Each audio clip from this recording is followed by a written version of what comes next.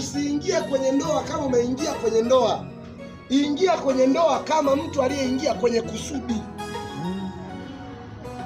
Ndoa sio ndoa kama mnavyoitafsiri. Ndoa ni kusudi. Kama Mungu amesema ishi na mwanamke, amekuingiza kwenye kusudi. Kazi yako wewe kiumbe wewe ni kulitimiza kusudi la kwenye hayo malango. Sasa wewe kusudi lako liko kwenye kudai vijola. Kusudi lako na vikoba mpaka shetani anasema hivi mesi. Yaani una vikoba mpaka siku kukosa ile unatamani kutoa roho yako uweke kwenye kikoba afu tangulia kukomboa.